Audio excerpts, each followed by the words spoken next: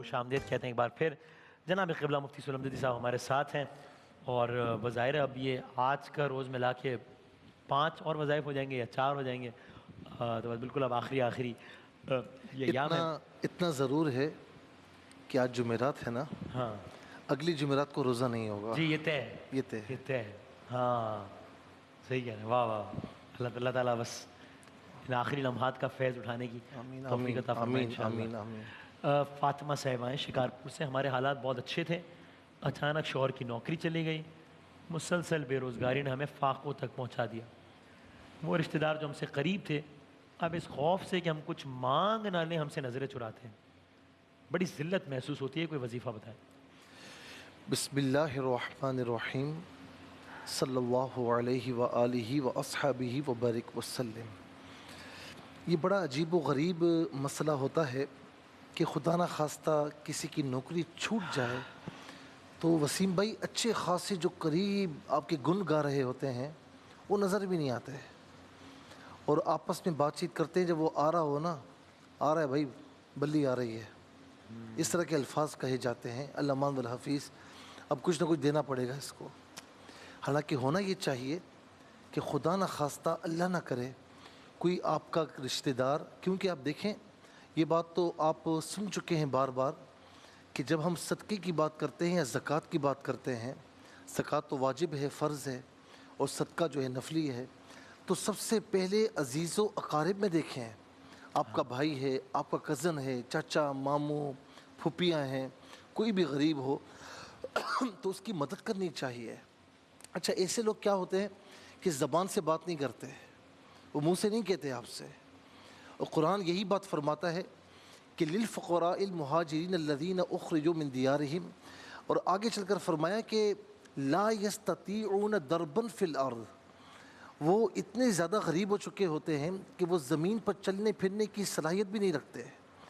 اور فرمایا کہ یحسبهم الجاہل اغنیاء من التعفف, کہ اتنے خوددار ہوتے ہیں کہ ان کو دیکھنے والا نا ان کو غریب نہیں سمجھتا, اتنے سفید پوش ہوتے ہیں, سفید پوش ہوتے ہیں, کسی کے سامنے یعنی اپنا بھرم رکھنے کی کوشش کرتے ہیں.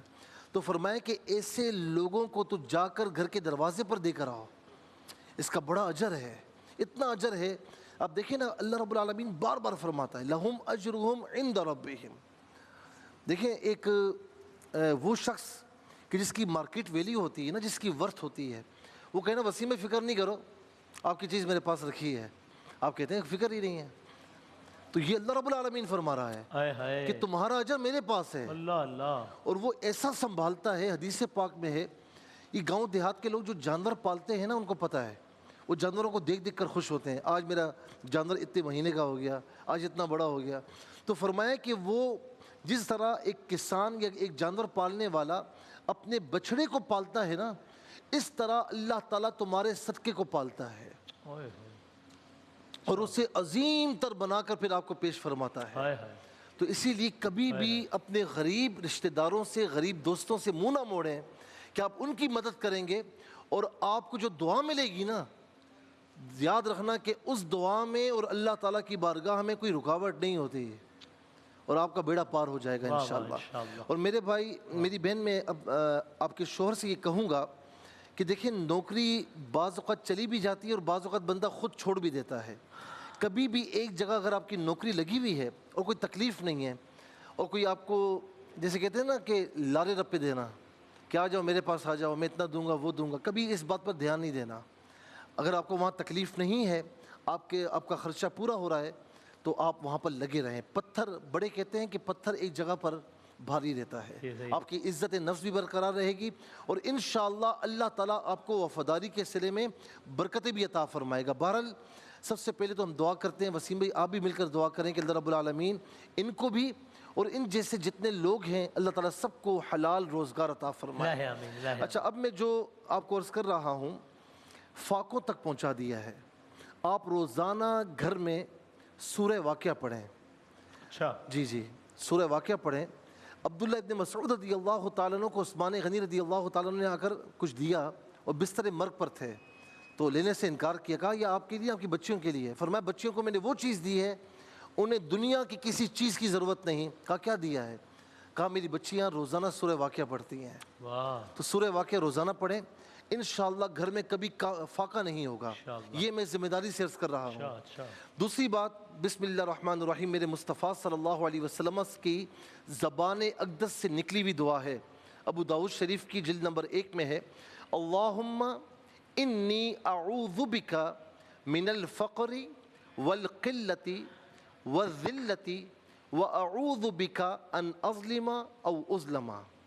اس کا ترجمہ یہ ہے کہ اے اللہ میں تیری پناہ چاہتا ہوں محتاجی سے، اور تیری پناہ چاہتا ہوں مال کی کمی اور ذلت سے، اور تیری پناہ چاہتا ہوں اس سے کہ میں کسی پر ظلم کروں یا کوئی مجھ پر ظلم کرے۔ میں ایک مرتبہ یہ دعا دوبارہ دہرا لیتا ہوں، اور میں ویورز سے گزارش کروں گا کہ اس کا فوٹو لے لیں تاکہ یہ دعا آپ یاد کر سکیں یا پڑھ سکیں صحیح طریقے سے۔ اللہم انی اعوذ بک من الفقر والقلۃ والذلۃ واعوذ بک ان اظلم او اظلم۔ اس سے انشاءاللہ نماز کی پابندی کے ساتھ فجر، عصر اور عشاء کے بعد 7 مرتبہ پڑھیں، اول آخر درود شریف کے ساتھ، اور ترجمے پر گہرائی سے نظر رکھیں کہ آپ اللہ کی بارگاہ میں عرض کر رہی ہیں۔ انشاءاللہ دنوں میں آپ کے حالات انشاءاللہ پلٹ جائیں گے۔ انشاءاللہ۔ اور دوسری چیز، وہاب کہتے ہیں بہت عطا فرمانے والا۔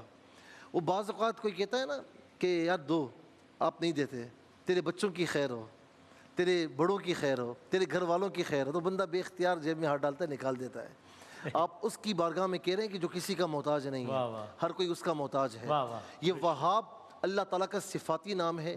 یا وہاب دن میں کم از کم 33 مرتبہ پڑھیں، اول آخر 3 بار درود شریف کے ساتھ۔